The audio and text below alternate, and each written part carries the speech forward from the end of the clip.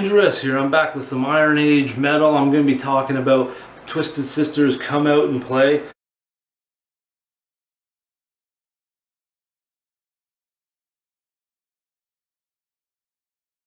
Now, I decided to do this album because I recently did these guys here on like albums that were overshadowed, you know, Dio's The Last in Line and Turbo from Judas Priest. Now, and that's why I wanted to do this, because I felt like this album was easily overshadowed by Stay Hungry, because, you know, that album shot Twisted Sister to the moon with, you know, We're Not Gonna Take It and I Wanna Rock. So I feel like the follow-up album was supposed to be big, right? But I don't think, you know, this one has definitely its critics and things like that, but I feel like this one still has a lot of like the Twisted Sister elements, and it has like a lot of the classic stuff. You know, we got some different type of emotions and atmospheres. You got songs that easily are like a throwback to like what they did with Under the Blade and You Can't Stop Rock and Roll, but there's tons of solid stuff on here still. And I just think maybe the singles or something that were put out just didn't, you know, quite capture. They did Leader of the Pack, which is a cover of the Shangri-Las, you know, and Be Cruel to Your School. You know, I don't think those captured the audience and the critics as much as, you know, We're Not Gonna Take It and I Wanna Rock. But to me, it's still a really solid album, and I like of all the little nuances, emotion, and atmospheres, the things that Twisted Sister tried out on this, and you get that right off the bat with Come Out and Play. This is, you know, this title track is a sneaky intro. I like it because the way it builds up. You have Dee Snider sort of saying Twisted Sister, Come Out and Play, which is, you know, a bit of an homage to the movie The Warriors, where he's saying Warriors come out and play. I like how that builds. He's using the bottles that are clanking, and it's sort of like a bit of a luring intro without any music, and you know, a little creepy maybe at the same time the way he says it. But then Dee Snider comes in and screams, and the tempo just comes out and attacks. Great memorable lyrics from the verse through the chorus. Huge vocals from Dee Snider. The way he amplifies himself, you know, up and down where he recedes, elevates the syllables. Awesome power chords, some wickedly intense drums from AJ Pero. So Come Out and Play, you know, attacks in a different way than the opening track on Stay Hungry, which is Stay Hungry. Yeah, so Come Out and Play and Stay Hungry, you know, they have like entirely different sort of way to grab the listener right off the bat, but they get the same result, but they have like a different feel to them, which I kind of like.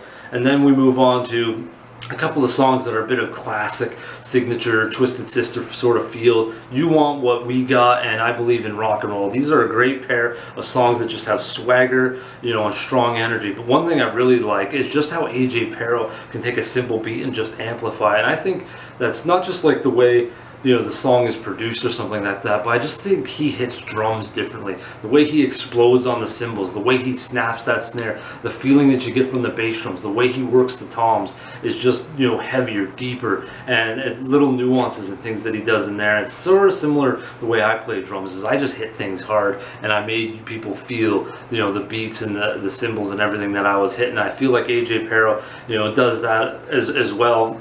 And I really feel like that drumming takes hold in my must listen to.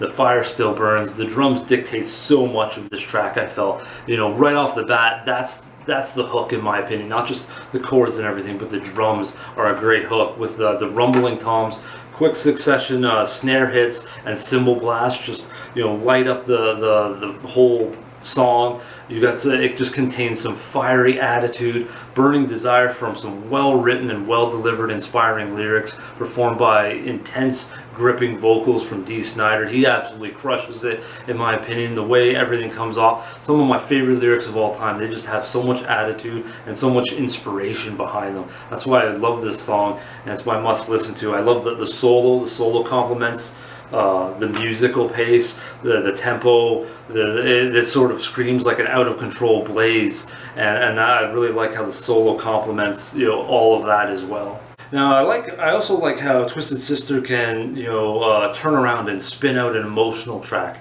kind of out of nowhere. They do that on Stay Hungry as well with The Price, and they do that here as well in my opinion. This one is just as good as The Price, I Believe in You. This one changes the atmosphere, delivers pain in more than just one way. It, you know, more than just the lyrics and the vocals, but the crying out backing vocals, the sorrowful lead notes, and this painful moaning bass sort of underneath all amplifies that sort of painful, sorrowful emotion that is captured within this song. And I think the solo actually helps as well, because it has a sad tone, and especially the ending piece. You know, it's not really a solo, but the notes really elevate that sort of emotion as well. I feel like, you know, Twisted Sister did a great job of like having this flow, you know, on the album with different types of emotion and atmosphere. Like The Fire Still Burns is angry and intense. You have songs, you know, like I said, some sort of classic signature rock and roll, hard rock songs as well, and then emotional pieces like I Believe in You. And they kind of change it up as well, I guess, a bit in Out on the Streets. That one sort of,